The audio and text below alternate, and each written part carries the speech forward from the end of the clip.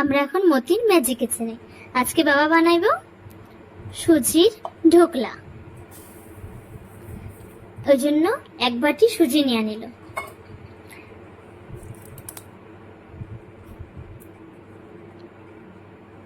এই বাটিতে এক বাটি দই নিল। দই নেওয়ার পরে এটারে একটু ভালো করে নাড়তে লাগবো।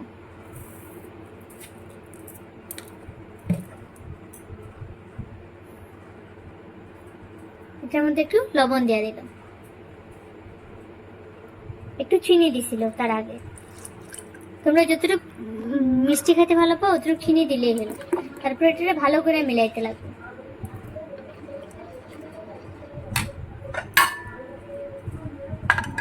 তারপরে এটা রেস্টে রাখতে লাগবো আধা ঘন্টা।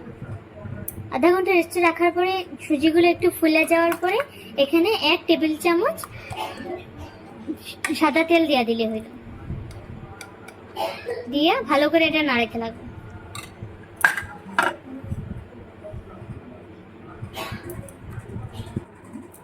তারপরে লঙ্কাগুলারে কুচি কুচি করে কাটে নিতে লাগবে। এই লঙ্কাগুলারে কুচি কুচি করে কাটতে তারপরে এটা সাইডে রেখা দিল। রেখা দেওয়ার পরে আদা কুচি করে নিতেছে, আদা গ্রেটারে গ্রেট করে নিতেছে।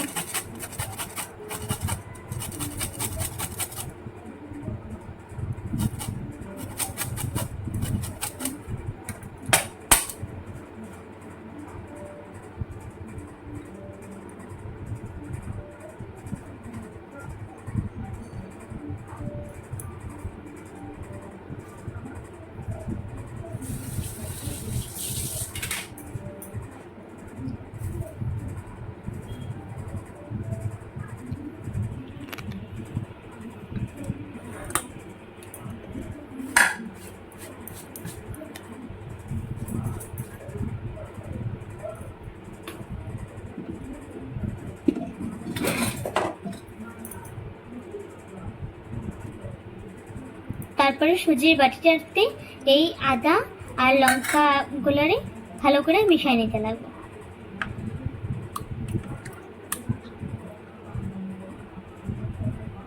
সুজিটা দেখবা এরকম হইতে লাগবে, পুরো পাতলাও না পুরো ঘনও না। তারপরে কড়াইতে তেল বসাই দিবা। অল্পই তেল লাগবে, বেশি তেল না, এতটুকু তেল বসাইলে হইব। তারপরে এটাতে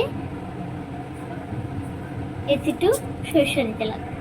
পুরো আগুন পুরো যেন গরম না হয়। গরম হলে এই সরষেগুলো বেশি আওয়াজ করে বা ছিটকায় যায়।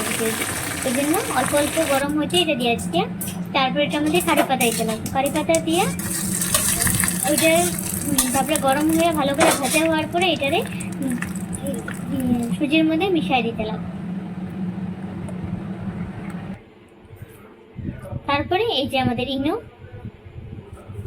এতটুকু খোয়ার পরে যখন পুরো রেডি হয়ে যাব, বানানোর অল্প আগে ইনোটা মিক্সড করতে লাগবে। ইনোটা আগে মিক্সড করলে এটা ভালো করে ফুলে না। একদম যখন বানানো হইব তার আগে ইনোটা মিক্সড করতে লাগবে। তারপরে এই যে ইডলি স্ট্যান্ডে এটারে আমরা বসাইতেছি। এটারে কেউ ইডলি সুজির ইডলি কয়, কেউ সুজির ঢোকলা কয়, এটা নিজের নিজের উপরে।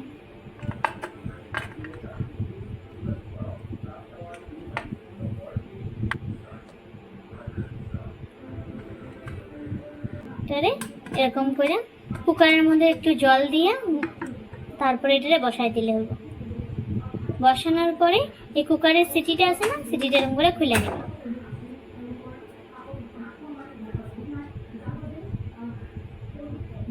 তারপরে তো 10 মিনিট পরে এটা রেডি হয়ে গেল আমাদের সুজির ঢোকলা বা সুজির ইডলি, দুটোটাই কোয়া যায় এটারে। একবারে অনেকটা হয়ে যায়, মানে অল্প সময় অনেক জনের জন্য এটা বানাই দিতে পারবো। যে কোনো কেউ বানাইলে এটা তো আমাদের বহুত পছন্দের। তোমরাও এটা খায়া কইবা তোমাদের কিরকম লাগছে। আজকের জন্য বাই। কালকে একটা নতুন রেসিপি নিয়ে আসবো। আমার চ্যানেলটাকে সাবস্ক্রাইব করবা। Bye bye.